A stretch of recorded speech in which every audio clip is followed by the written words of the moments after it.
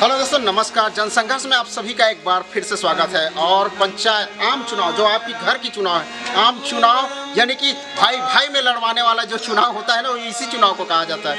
वैसे तो चुनाव का माहौल इस गहमा गहमी में हम जो त्रिस्तरीय पंचायत चुनाव प्रारंभ हो चुका है, जो आम चुनाव जो घर की चुनाव है उसमें हम एक सीरीज चला रहे हैं जिसमें जनता जो आम मुद्दे हैं, गांव के क्या मुद्दे हैं, क्या उनके दावे जो पिछले पंचवर्षीय में रह चुके हैं और इस वर्ष कौन से विकास के मुद्दे हैं, उन पर कौन वोट दे रहा है, किस पर वोट होने वाली इस वक्त हम उसी सीरीज पर आए हैं। और चलिए हम इसी सीरीज में अटंग जो कि कुरुद क्षेत्र में है, कुरुद विधानसभा क्षेत्र में आते हैं। यहाँ पर हमारे नागरिकगण है, जनता है जो कि चलिए बात करते हैं कि इस वर्ष के जो चुनाव में कौन से विकास के मुद्दे पर वोट होने वाली है। क्या पिछले भी पंचवर्षीय में सही से विकास हुआ गांव में, हम जानते हैं। सर जी, आपका नाम?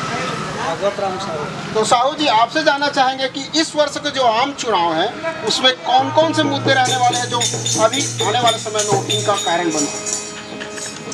अभी के चुनाव तो ऐसे है कि अभी आदिवासी कोटा है, का कोटा कहते हैं, एससी कोटा है। अब एससी कोटा में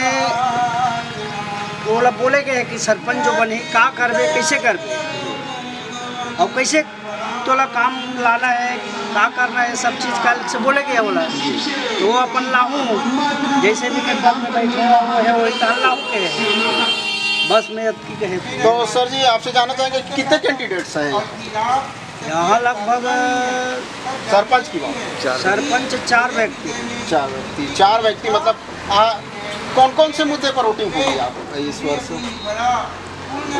वही चुनाव में सरपंच लड़े वाला मुद्दा है। चलिए सर जी, आपसे जानने से पहले आपका परिचय।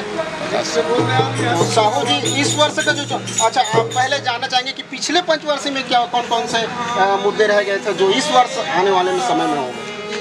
मेरे ख्याल से मुझे ऐसा लगता है कि ऐसा कोई मुद्दा नहीं छूटा है जो इस बार पूरा किया जा सकता है। लेकिन मैं एक चीज़ बोलना चाहूँगा, युवा भारत है तो इस बार के चुनाव में युवाओं को प्राथमिकता मिलना चाहिए और युवाओं को रोजगार के अवसर ग्राम पंचायत से प्राप्त होने चाहिए। अच्छा, एक बात है सर जी, जैसे कि आम चुनाव होती है, घर की चुनाव होती है, लेकिन क्या यहाँ पर भी पार्टी हावी है? ऐसा तो सब जगह होता है, बिना पार्टी के तो चुनाव संभव नहीं है। कहीं न कहीं पार्टी प्रत्यक्ष अप्रत्यक्ष रूप से जुड़ा हुआ है, लोग भी उससे जुड़े हुए हैं। तो मैं ये कहना चाहता हूँ सर जी, जैसे कि कई बार निर्दलीय प्रत्याशी भी होते हैं आम चुनाव के सबसे ज़्यादा, क्योंकि गांव में अक्सर आदमी की प्रतिष्ठा को देखा जाता है। पहले जो चुनाव होते हैं उसमें जैसे कि विधानसभा चुनाव, लोकसभा चुनाव, वो अक्सर पार्टी लेवल पर हट जाती है, लेकिन जो ये चुनाव होते हैं उसमें गाँव के जो प्रतिष्ठित व्यक्ति उसी को अक्सर देखा जाता है। इसमें क्या प्रभाव है? प्रभाव भी वैसी व्यक्तिगत छवि का तो इफेक्ट जाएगा ही, बिल्कुल जाएगा।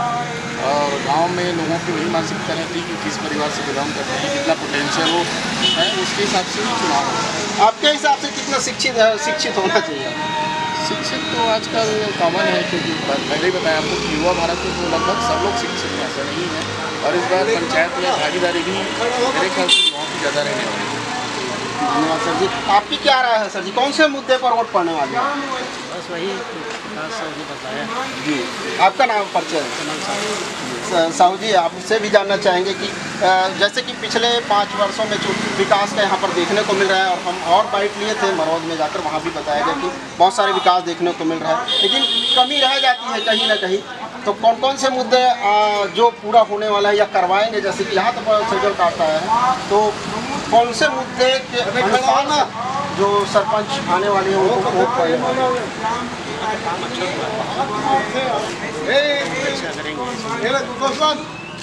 चलिए सर जी, मैं सर्वप्रथम आपका परिचय जानना चाहेंगे। मेरा नाम प्रफुल्ल चंद्राकर है। सबसे पहले मैं आपका धन्यवाद देना चाहता हूं कि आपने हमारे गांव में आके सरपंच की प्रत्याशी और गांव के विकास पर चर्चा के लिए आपको बहुत धन्यवाद। धन्यवाद सर जी। मैं जानना चाहूँगा, जैसे कि आप पिछले पंचवर्षीय में सरपंच थे यहाँ पर, तो जैसे कि इस बार तो शेड्यूल कास्ट आ गया, एससी का जो आ गया, आपके अनुसार से क्या होना चाहिए? मेरे हिसाब से गांव में विकास काम तो बहुत हम लोग किए हैं, लेकिन हमारे क्षेत्र के जो विधायक हैं, मैं अपने 5 साल के सरपंच कार्यकाल में मैं 5 रुपया अटल पंचायत नहीं मिला, कोई तरह नहीं मिला अटल पंचायत। मतलब विधायक से माननीय कुछ भी नहीं मिला। 5 साल के कार्यकाल में 5 रुपये मिला मेरे को, और जो भी मिला है मैं अपने जनपद और जिले के माध्यम से है। जनपद को अभी प्राप्त नहीं हुआ है, मात्र जिले में पंचायत सदस्य अध्यक्ष के माध्यम से अपने काम विकास करवाया हूँ। मैं विधायक महोदय से माननीय 5 बार बंगले में गया था मांग सूचित का काम करने के लिए। वही काम है गाँव में शमशान घाट, मेन रोड शमशान घाट, उसमें हम आम पब्लिक भी जा नहीं सकता। इसके लिए मैं विधायक में 5 बार निवेदन किया, उसके बाद 5 साल में एक बार नहीं,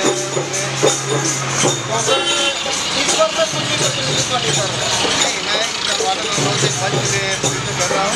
ये तो सीधे हाई प्रोफाइल सीट है, क्योंकि यहाँ के बीजेपी नेता लोग हैं ये बोलते हैं कि सरपंच कोई बने, लेकिन हमको रोहन सरपंच चलाएगा, तो वही सरपंच बने कि रोहन हारना चाहिए, तो उनसे से बीजेपी वालों का।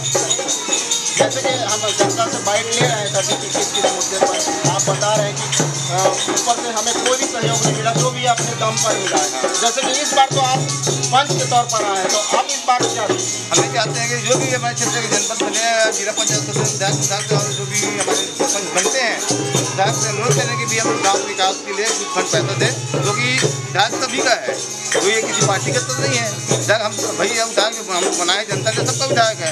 हमें चाहते हैं विधायक मतलब गाँव विकास के लिए हम अटक में भी काम कराएँ। चलिए धन्यवाद सर जी, आप जैसे जनप्रतिनिधि गांव में होना चाहिए। चलिए एक दो जगह और जाते हैं, गांव में क्या क्या माहौल बना हुआ है, किस मुद्दे पर वोट पड़ना है। धन्यवाद सर जी, हमारे चैनल में आए हैं, ग्राम अटंग में ही है, यहाँ पर भाई लोग बैठे हुए हैं। चलिए बात करते हैं उनसे, जानते हैं कि कौन कौन से मुद्दे पर इस वर्ष वोट पड़ने वाली है। क्या पिछले पंचवर्षीय ठीक रहा, आने वाले वर्षों में क्या क्या मांगे हैं, किस मुद्दे पर होगा। सर जी आपसे जानने से पहले आपसे पर्चा जाना दिगेंद्र कुमार तारा। तो तारा जी आपसे जानना चाहेंगे जैसे कि कौन कौन से मुद्दे, भाई इस वर्ष तो SC आया है यहाँ पर, शेड्यूल कास्ट आ चुका है, तो आप कौन से विकास के मुद्दे देखते हैं जिस पर वोट पड़ने वाली है। मैं किसी भी पार्टी की तरफ से नहीं बोल रहा हूँ, जैसे कि कौन कौन से मुद्दे आपके गांव में बच गए हैं जो पिछले पंचवर्षीय में नहीं हो पाए, या पिछले पंचवर्षीय में कौन कौन से मुद्दे रह गए थे, वो आप इस वर्ष देखते हैं। इस वर्ष हमारे यहाँ मेन मुद्दा है नाली निर्माण है, CC रोड है यहाँ मुक्ति धाम में, मेन मुद्दा वही है।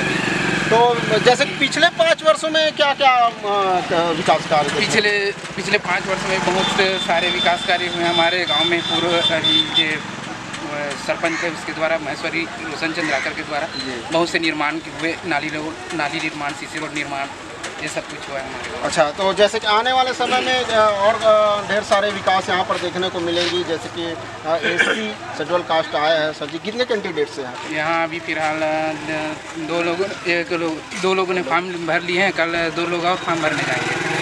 वार्ड कितना है यहाँ? वार्ड 20 है। 20 से मैं भी कांग्रेस प्रत्याशी पंच के रूप में। अच्छा, कांग्रेस प्रत्याशी हो आप भी। चलिए प्रत्याशी से ही बात हो चुका है। जैसे कि पिछले समय भी यहाँ पर शायद कांग्रेस था, कांग्रेस की समर्थित मतलब जो सरपंच था, रिकॉर्ड मतों से जीते थे जी।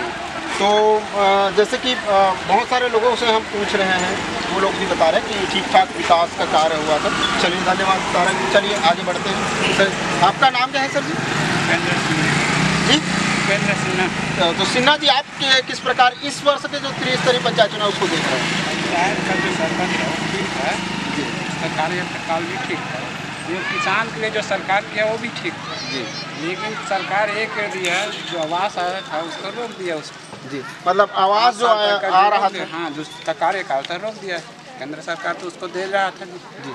मतलब देने में क्या रोकने का कारण कौन था? केंद्र सरकार या राज्य सरकार? केंद्र सरकार का नहीं था, अभी बैठा था ना, अभी तक किराया दूसर बैठा है, उसना सजाए बैठे। अच्छा, तो अभी तो दोनों केंद्र और ये एक ही हो गया लेकिन भाई केंद्र सरकार जब दे रहे थे इसको देने में क्या तकलीफ?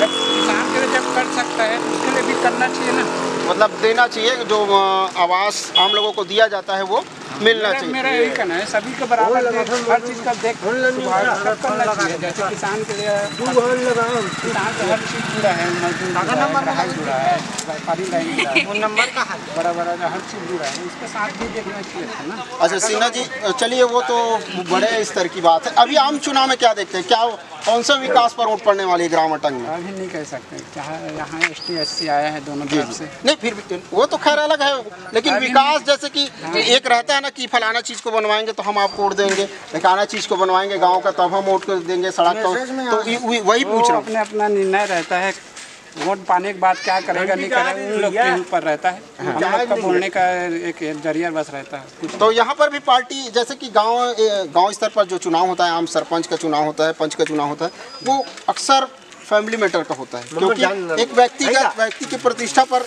चुनाव लड़ा जाता है। क्या यहाँ पर भी पार्टी हावी है? हाँ है, वो तो रहेगा ना, एक दूसरे जब तक लड़ाई नहीं लड़ेगा तब तक कहाँ चुनाव फिर मजा कहाँ आता है? कहाँ होगा उसमें। चलिए धन्यवाद सर जी अच्छे से बात करने के लिए। चलिए तो ये ग्राम अटंग की हम ये जाने, माहौल जाने कि किस पर वोट पड़ने वाले, किस पर मुद्दे बेबाक होकर यहाँ के नागरिक बात किए। चलिए इसी प्रकार से हम और नेक्स्ट गांव में आपको लेकर चलते हैं।